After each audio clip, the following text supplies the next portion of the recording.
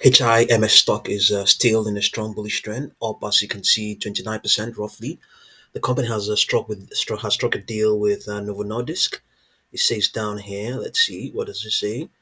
It says HIMS and has Novo Nordisk team up to offer weight loss treatment drugs. They are collaborating to offer weight loss treatment, including access to Wegovy along with other services to treat obesity. Consumers will now be able to access Novo Care Pharmacy through him and hers platform, as well as clinical support, nutrition guidance, and a membership. The company is indicated today, the 29th of April. Let's see, beyond this initial collaboration, the companies are developing a roadmap that combines Novo Nordisk innovative medications and him and hers ability to deliver access to quality care at scale, with the goal of improving long-term outcomes for more people living with chronic disease and doing that more affordably, according to the executive vice president of U.S. operations and global business development and president of Novo Nordisk. Okay, that's what we are looking at right now. Right now in this pre-market session, I think the controversy about what's going on with some of these drugs.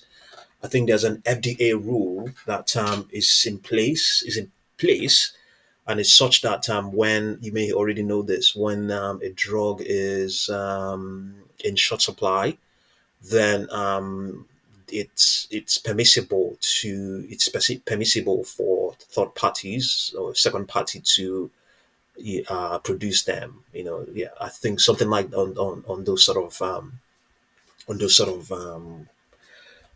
of if you like premise, if you like, so I think that's why him and Has were taken to court. I don't know, I can't remember exactly, but I know Novo Nordisk took uh, a company to court because of all of these things, so or rather because a company was producing one of its drugs or something like that. They had an agreement before or something, but I know the case. The party that Novo Nordisk took to court was alleging that the drug was in such short supply. So right now, this is the pre-market session. This is the 4-hour chart. What we have is that the expansion we have that occurred. When did this occur? It occurred yesterday. Yeah. Occurred yesterday. It's now being contracted today, and it may continue to be contracted up till let's see. It may continue to be contracted, and you can see the wedge the wedge that is expected to be formed by the extrapolation of its 10 and 21 period moving averages is where the stock may trade into. So all of these are extrapolations. There's no guarantee that they will happen, but naturally, this is what is usually expected: an expansion, contraction, another leg down or leg up. So right now, a broader neutrality, which you may consider a contraction, may occur now, may begin to occur. It's already, as you can see, clearly see it's losing ground from the highs of 39.95. But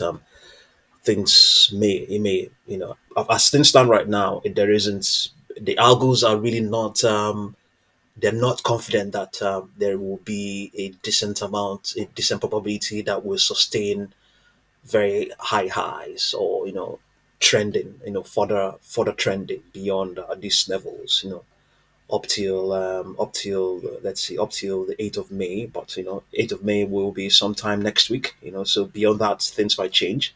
This is its 4-hour chart. The market hasn't opened, so I think the daily chart may not give us they may not give you they may not give us anything as such. When the market opens, we may have a look at it and see what's going to play out there. But as things stand right now,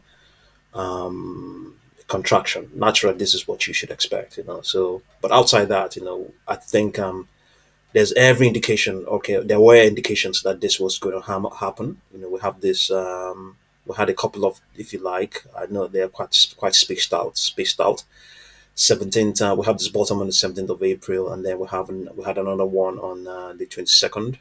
Yeah, roughly 5 trading sessions. this could have been construed as a bottom, and maybe that may have been what led to this leg up and spike, and so yeah, in a very short time, the stock is quite bullish. So yeah, you can see the 10 period moving average sloping bullishly upwards. Everything is apart from the 200 period moving average. So contraction is expected. They've now agreed with Novo Nordisk. Yeah, let's see how things go. Do we have projections? I think we had projections before now. Let's see where what has happened to those projections. I have to find them. Just bear with me. I have to find those projections. Let's see. It's been some time. I think. Oh yeah.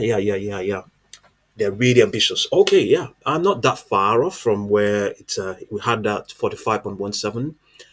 Yeah, okay, quite stretched now. 53.17, really a real, I mean, a stretch. 61.22, really ambitious. Yeah, but it came close. It came close to 45.17. Still, well, if you like, not that close, but that's, yeah, not that close. But yeah, but I think we're still going to maintain those. In the coming days, we'll see what's going to happen. So here we have projections, Fibonacci projections. We have a downward projection of 31.65. Let's come down to the daily chart. I mentioned that I wasn't going to look at the daily chart because nothing's going on, but there's still some projections there. We'll just get them anyway. We have 31.44 upper projection, 33.85, 35.34. These are likely to remain in place when the market opens. And we have this projection of 36.15. It's might prove to be a resistance when the market when it gets close there. If it breaks through, it may also help to contain it. Here we have 45.08, okay, close to what we have. And then above that we have 47.73. Yeah, and it did up all the way up here, 65.16. So if you thought 61.22 was ambitious, this we have one here. These began to print as of the 25th of February, and they're usually still relevant in the future. They may come out to be either support or resistance. So right now, contraction is expected in the very short term. This is the daily chart. It hasn't really taken care of what's going on right now. So I'm not going to just have a look at these extrapolations. So just see what you make of HIMS. And thank you very much for watching.